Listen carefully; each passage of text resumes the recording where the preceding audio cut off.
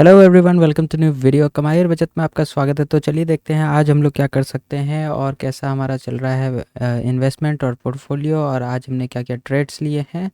तो let's check it out. उससे पहले मैं देखना चाहूँगा कि हमारे डैशबोर्ड पे क्या चल रहा है।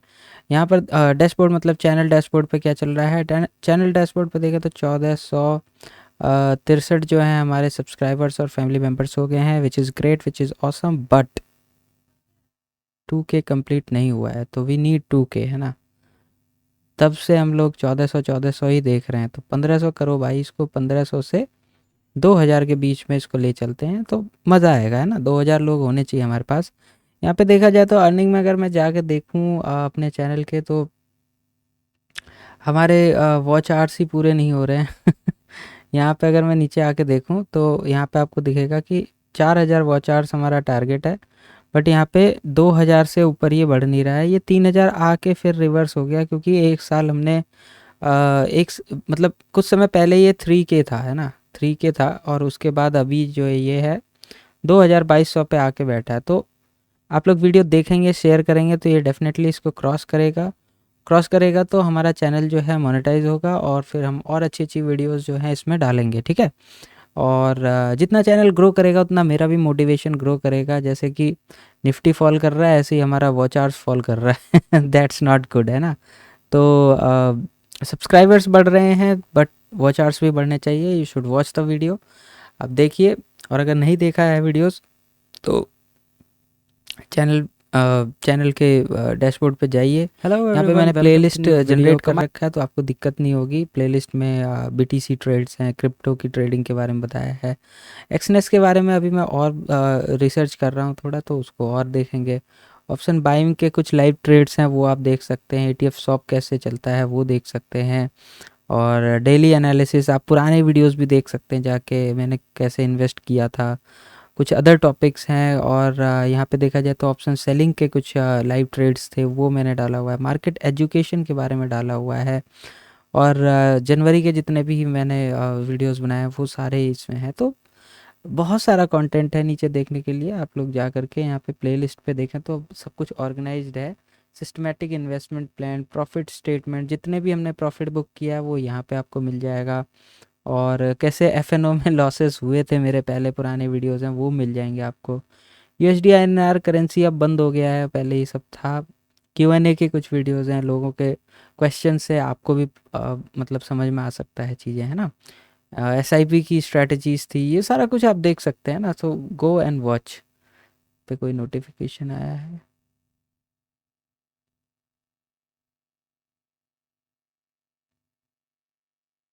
अच्छा, ठीक है।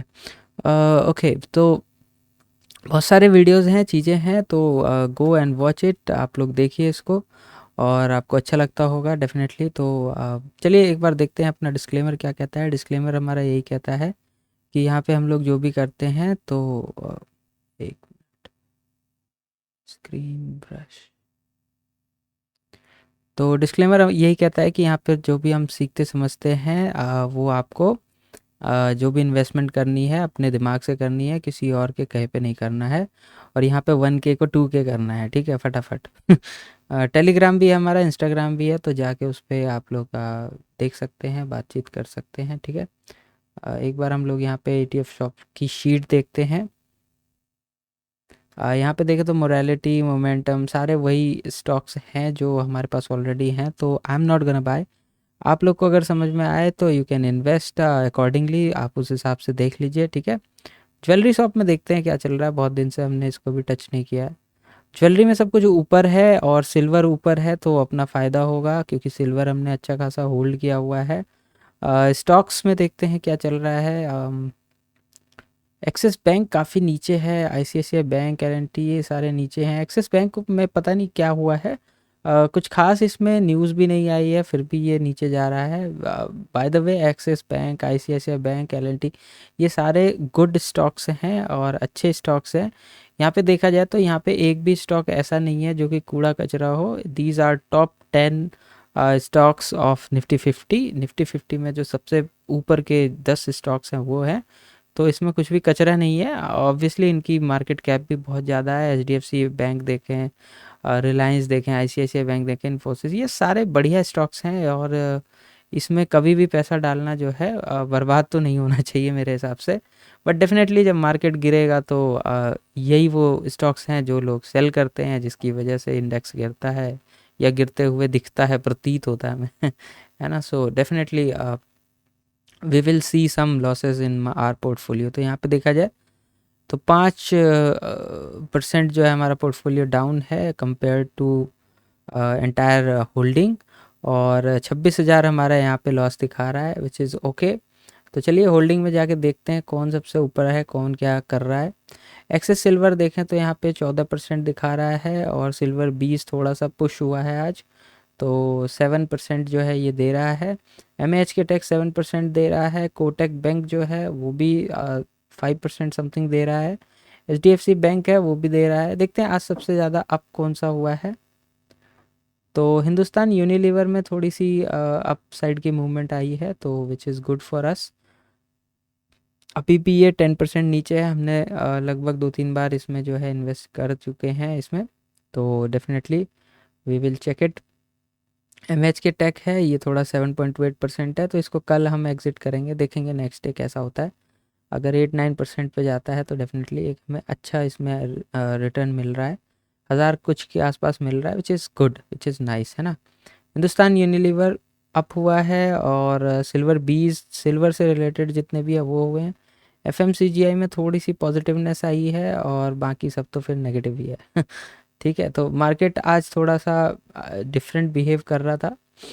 पहले थोड़ा सा इस पहले मार्केट थोड़ा इस एरिया पे खुला, देन इसके बाद ऊपर गया, फिर मैंने यहाँ पे कुछ ट्रेड लिया, वो नीचे आया, देन यहाँ से सपोर्ट लेके ऊपर गया, फिर नीचे आया, तो अभी नीचे है। ओवरऑल देखा जाए तो 100 पॉइंट अभी भी नीचे है, अनएक्सपेक्टेड है थोड़ा सा, बट ऐसा ही चल रहा है आजकल। थोड़ा मार्केट रिकवर होता है, देन उससे ज़्यादा गिर जाता है, तो ये चल रहा है। तो ठीक है, हमें अपॉर्चुनिटी चाहिए, वो हमने यूज़ किया। ठीक है, ठीक है, तो देखते हैं अपना निफ्टी 50 का क्या बिहेवियर है। एक बार यहाँ पे देखते हैं निफ्टी 50 को। देखें तो आज जो है, आज है हमारा 24 तारीख, तो यहाँ पे सुबह देखें तो हुआ ये कि यहाँ पे खुला, अपसाइड की मूवमेंट दी, यहाँ तक आया, देन उसके बाद इस जगह क्लोज देके फिर एक डाउन साइड की मूवमेंट दे दी, है ना। फिर यहाँ से इसने अप साइड की मूवमेंट दे दी, और उसके बाद फिर यहाँ डाउन आ गया। तो आप देख रहे हैं काफ़ी जिगजैग टाइप ऑफ मूवमेंट है, कोई भी ट्रेंड नहीं है इसमें। ओवरऑल देखा जाए तो जो कल था उससे ये काफ़ी नीचे है, लगभग 123-24 पॉइंट नीचे ही है। तो चल रहा है थोड़ा सा ऐसी डाइसी। मैंने क्या किया, मैंने सोचा कि लेट इट गो, जाने देते हैं कहाँ तक जाता है।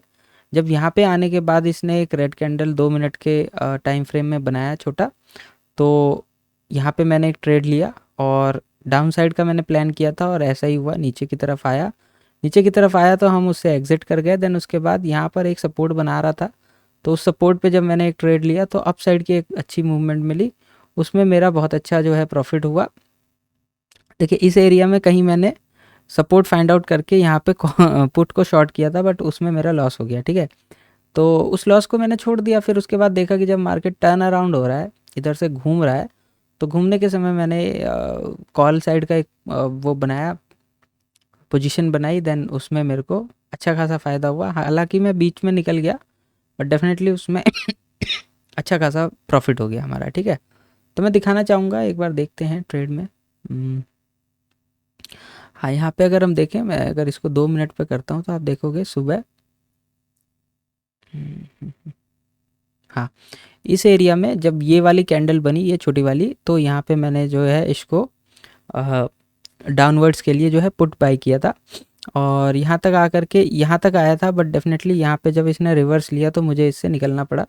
तो आप यहाँ पे देखेंगे ये पुट साइड का है, यहाँ पे मैंने एक ट्रेड लिया इस एरिया में, लगभग 2:41 के आसपास इस एरिया में मैंने ट्रेड लिया। एक मिनट, इस एरिया में ट्रेड लिया, और इसको फिर यहाँ पे थोड़े बहुत प्रॉफिट के साथ निकाल दिया, क्योंकि मुझे ज़्यादा एक्सपेक्टेशन नहीं थी, बट डेफिनेटली यहाँ से अच्छा खासा ही ऊपर गया। तो ठीक है, एंड देन उसके बाद जब यहाँ पे मार्केट आया इस एरिया में, तो आप देख रहे होंगे इस एरिया में जो है बहुत अच्छा इसको सपोर्ट मिल रहा था। तो मैंने लगभग यहाँ पे कहीं पे, कितने बजे का है ये कैंडल, लगभग 10 बजे के आसपास है। तो 10 बजे अगर हम लोग देखें तो इस एरिया में यहाँ पे हमने एक लगभग जब ये वाला कैंडल बना बड़ा वाला, तो यहाँ पे मैंने एक ट्रेड लिया, इसको लिया, इसमें थोड़ा सा ये इस एरिया में लिया, यहाँ पे आप देख रहे होंगे 258 के आसपास इस एरिया में लिया, एंड देन इसको सेल जो मैंने किया है लगभग यहाँ पे सेल किया है। तो यहाँ से यहाँ तक का प्रॉफिट हमें मिला, और ओवरऑल देखें तो 23,000 का हमें इसमें प्रॉफिट मिला। थोड़ी सी डाउन साइड की मूवमेंट आई, देन उसके बाद अच्छा खासा इसमें जो है अपसाइड की रैली आई, उसके बाद मार्केट जो है गिर गया, है ना। तो इसीलिए मतलब एग्जिट करना भी ज़रूरी होता है। हम यहाँ से पूरा मैंने बॉटम पे इसको कैच किया, एंड देन यहाँ पे तो नहीं निकाल सकते, हमें पता नहीं होता कि मार्केट कहाँ तक जाएगा, बट एक अच्छा खासा मूवमेंट आ गया। तो मैंने इस पे जो है 49 पे ऑलमोस्ट यहाँ पे लगा के छोड़ दिया था टारगेट, 49 के आसपास यहाँ पे टारगेट लगा के छोड़ दिया था, और उस टारगेट को अच्छे से इसने हिट किया। देन उसके बाद थोड़ा सा नीचे आकर के फिर एक रैली थी, बट डेफिनेटली अगर आप यहाँ से यहाँ तक कैप्चर करते हो ये पूरा मूवमेंट, तो ये एक बहुत अच्छा मूवमेंट है। अगर मैं इसको देखूँ तो ये ठीक ठाक मूवमेंट है। लगभग हमने 200 कुछ से 300 इतना, मतलब 100 पॉइंट्स यहाँ पे कैप्चर कर लिए, विच इज़ ग्रेट, ठीक है, जो कि बहुत अच्छी बात है। तो अगर हम नीचे जाके देखें तो पोजीशंस में दिखाऊंगा, ऑल पोजीशंस, आप यहाँ देखोगे 13,000 मुझे कॉल वाले में मिले, इसमें लगभग 13,000 ही मुझे इसमें मिले थे पुट साइड में, क्योंकि पुट साइड में मैंने थोड़ा सा क्वांटिटी ज़्यादा रखा था।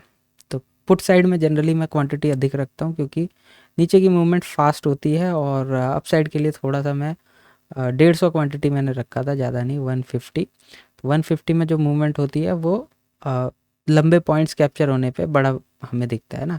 अगर 300 क्वांटिटी यहाँ पे रखा होता तो लगभग 30,000 का प्रॉफिट, 13 दूनी 26, मतलब 28-30,000 का प्रॉफिट जो है एक ही ट्रेड में हो जाता। तो यहाँ पे हमें लगभग 40,000 के आसपास दिखता है, बट इट्स फाइन, हम इतना ज़्यादा वो नहीं कर सकते, है ना, ज़्यादा लालच नहीं करते हुए। और जैसे ही ये प्रॉफिट मुझे हुआ उसके बाद मैंने किल स्विच दबा दिया।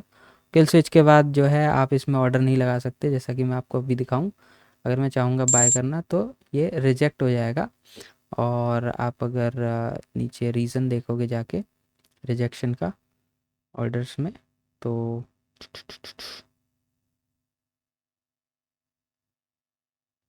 इसमें दिखा नहीं रहा है, बट डेफिनेटली यहाँ पे अगर हम थोड़ा सा देखें,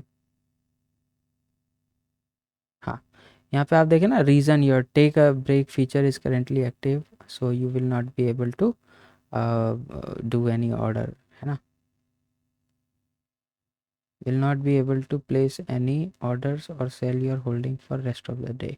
सो यहाँ पे टेक अ ब्रेक का जब आप एक्टिवेट कर देते हैं तो ऑर्डर जाता ही नहीं है। तो आप मार्केट को देख सकते हो, ऑब्जर्व कर सकते हो, बट आपका प्रॉफिट जो है यहाँ पे लॉक हो गया। अब जो भी ट्रांजैक्शंस हो गए वो कल देखा जाएगा, आज के लिए इतना ही रहता है, ठीक है। तो ये एक तरीका है, this is the best thing I have discovered.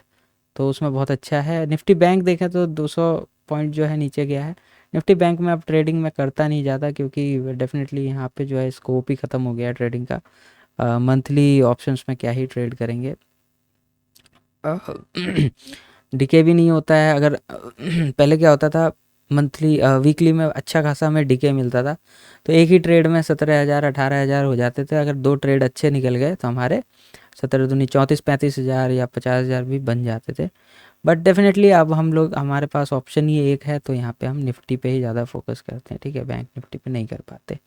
Overall अगर हम देखें निफ्टी का सेंटिमेंट, तो एक कंसोलिडेशन जोन चल रहा है, इसी एरिया में कंसोलिडेट कर रहा है। इसने इसको टच किया, बट ऊपर क्लोजिंग अच्छी नहीं दे रहा है, आज के दिन भी जो है अच्छी क्लोजिंग नहीं है। तो डेफिनेटली अभी मार्केट जो है थोड़ा सा डाउनवर्ड्स ही है। यहाँ पे देखा जाए तो 22,000 22,000 22,000 23,000 के रेंज पे जो है 23,000 वाले को भी इसने टच किया है, यहाँ पे टच पॉइंट ले करके फिर थोड़ा सा अपसाइड दिया, लेकिन अभी यहाँ पे नेगेटिव ही दिख रहा है। तो कोई है जो सेल कर रहा है एफ आई आईज हैं, डी आई आईज, जो भी है, लोग अपने पैसे मार्केट से निकाल रहे हैं। वजह ये भी हो सकती है कि देखिए रुपीज़ जो है, हमारा जो रुपीज़ है वो बढ़ता ही जा रहा है, बढ़ता ही जा रहा है इन कंपैरिजन टू डॉलर्स। तो अगर डॉलर्स के कंपैरिजन में रुपीज़ को देखेंगे, कहाँ 60-65 का एक रुपीज़ होता था, अभी जो है 85 से लेकर के 85, 6, 87 ऐसे चल रहा है। तो और यूएसडीटी में देखें तो लगभग 91 रुपीज़ में भी मिलता है। तो डेफिनेटली जब रुपीज़ कमज़ोर होगा तो जो बाहरी इन्वेस्टर्स हैं, मान लो उन्होंने यहाँ पे $1 इन्वेस्ट किया, ठीक है, $1 इन्वेस्ट किया और उनको लगभग $1 इक्वल्स टू कितना था, 60 रुपये था, ठीक है। अब उन्होंने क्या किया, 60 रुपये में यहाँ इन्वेस्ट किया, उनका $1 $2 हो गया, ठीक है। अब $2 अगर मान लो 100% भी उनको रिटर्न मिला है, मान लीजिए 2 साल 3 साल में जब डॉलर 60 रुपये का था, तो उन्होंने क्या किया, 60 रुपये में मतलब यहाँ पे इन्वेस्टमेंट करी $1 की। अब इनका $2 हो गया, तो $1 को $2 कर लिया इन्होंने। तो ठीक है, $1 को जब $2 किया तो यहाँ पे उन्होंने कितने रुपए डाले थे, 60 रुपीज़ डाले थे। अभी जब वो विड्रॉ करेंगे तो उनको क्या मिलेगा, अभी जब उसको वो करेंसी में कन्वर्ट करेंगे तो 60 रुपये में डाला था उन्होंने, अभी 80 रुपये का हो गया है, मान लीजिए 80 रुपये का हो गया, तो 8 दूनी 16, 160 रुपीज़, ठीक है। तो 60 रुपये के भाव में उन्होंने जो है इन्वेस्ट किया था, अभी उनको रिटर्न में 160 रुपीज़ मिलेगा। अब 160 को जब वो $2 को जब वो कन्वर्ट करेंगे अपने 160 रुपीज़ को, मान लो 60 रुपये उन्होंने डाले थे, 160 को जब वो डॉलर में कन्वर्ट करेंगे तो उनका जो आंसर आएगा वो आएगा लगभग 60 रुपये में मैंने खरीदा था। हाँ, तो मैं ये बता रहा था कि मान लीजिए बाहर के बंदे आए, मान लीजिए कोई विदेशी है, उसने यहाँ पे $1 का, थोड़ा सा मैं कंफ्यूज हो गया था इसलिए मैंने वीडियो पॉज कर दिया था, उसने वो $1 ले करके यहाँ पे हमारे इंडिया के मार्केट में आया, ठीक है। जब वो 5 साल पहले या 2 साल पहले $1 लेके आया तो उसको 60 रुपये मिले, ठीक है। उसने $1 अपना सेल किया और उसको 60 रुपीज़ मिल गया, ठीक है। तो लेके वो $1 आया था, ध्यान रखिएगा, ठीक है। और उसको मिले यहाँ पे 60 रुपीज़। अब उसने 60 रुपीज़ को निफ्टी में लगाया, निफ्टी में लगाने के बाद मान लीजिए उसका 100% रिटर्न जनरेट होता है, तो उसने लगाया 60 रुपये और उसका रिटर्न जनरेट हुआ मान लीजिए 100%, यानी कि 2 गुना हो गया। तो देखिए, अगर कोई $1 ले करके आया है और उसका रिजल्ट दुगना होगा डॉलर्स में, तो कितना होगा, $2 होना चाहिए। लेकिन अगर वो निफ्टी के मार्केट में लगाएगा, यानी इंडिया के मार्केट में लगाएगा, तो यहाँ पे करेंसी भी डेप्रिकेट होती है, तो इससे क्या होता है, उनका रिटर्न्स कम होता है। वो कैसे होता है कि उसने 60 रुपीज़ में मान लीजिए निफ्टी 20 खरीदा, और अभी निफ्टी 20 मान लीजिए 200 रुपये का चल रहा था, अब वो 400 रुपये का हो गया, तो 400 रुपये का हो गया यानी 100% बढ़ गया, यानी 60 रुपये उसके हो जाएंगे, 60 इंटू 2 इक्वल्स टू 120, ठीक है। अब $120 को जब वो 80 रुपये के भाव में सेल करेगा तो उसको कितना मिलेगा, आप डिवाइड कर दीजिए 120 डिवाइडेड बाय 80 रुपीज़। तो मैं करके देखता हूँ यहाँ पे, 120 divided by 80 rupees is equals to 1.5 आ रहा है, 1.5 डॉलर्स। तो निफ्टी में उसने कमाया 2 गुना, लेकिन जब उसने उसको कन्वर्ट किया अपनी करेंसी में तो उसको कितना मिला, 1.5 डॉलर्स। तो आप सोचिए कि अगर कोई कोई $1 मिलियन लेकर के यहाँ पर आया और उसने इन्वेस्ट किया निफ्टी में, निफ्टी तो दुगना हो गया उसके, लेकिन जब वो बेचने गया तो हमारे रुपीज़ की वैल्यू इतनी डेप्रिकेट हो गई कि उसको 1.5 मिलियन ही मिलेगा यहाँ पे, ठीक है। तो इसलिए जो है, अगर वो अपने ही मार्केट में लगाता और दुगना हो जाता उसका, तो उसका 1 मिलियन जो है 2 मिलियन में कन्वर्ट हो जाता, $2 मिलियन में, समझ रहे हैं। तो करेंसी डेप्रिकेशन की वजह से जो है उनको प्रॉब्लम होती है, इसलिए एफआईआईज जो हैं कई बार यहाँ से एग्जिट मारते हैं। मतलब जब भाई वही है ना, अभी वो बुक नहीं करेंगे। अब मान लीजिए डॉलर अगर 100 का हो गया, मान लीजिए 60 रुपीज़ का उसने ख़रीदा था, बाद में वही डॉलर जो है बढ़ करके हो गया मान लीजिए 100 रुपीज़ का, तो उसने और निफ्टी हो गया डबल, तो 60 वाला माल उसका कितना हो गया, 120।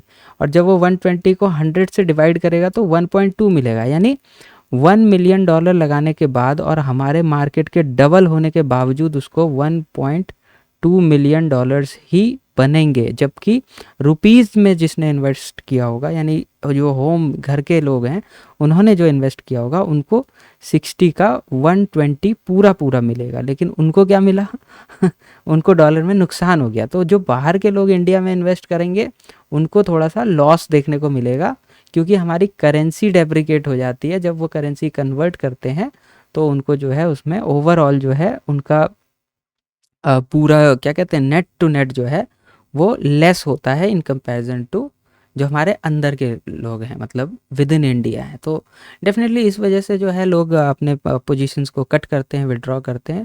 तो आई होप आपको ये चीज़ अच्छा लगा होगा। आई थिंक आपको थोड़ा बहुत समझ में आएगा। आप अपने से भी कैलकुलेट करके देखिएगा कि अगर आप $1 लेके आएँ 60 रुपीज़ में ख़रीदें और 60 का माल जो है 120 का हो जाए, डबल भी हो जाए लेकिन अगर पैसे की वैल्यू ही बढ़ जाए, मान लो 80 85 90 100 पे चला जाए, तो भी आपका $1 1 पे ही रहेगा ना। अगर 120 हो गया तो उनका 1 मिलियन ही रहेगा, और टाइम भी बीत गया और हमारा मार्केट भी बढ़ गया, बट उनके पैसे उतने ही रहे, है ना। उनका डॉलर्स जो है वो उतना ही रहा, बिकॉज क्योंकि इंडिया की करेंसी जो है डेप्रिकेट कर गई नीचे, मतलब डेप्रिकेट इन द सेंस कि करेंसी नीचे घट गई इन कंपैरिजन टू डॉलर, यानी हमारे करेंसी का भाव बढ़ गया।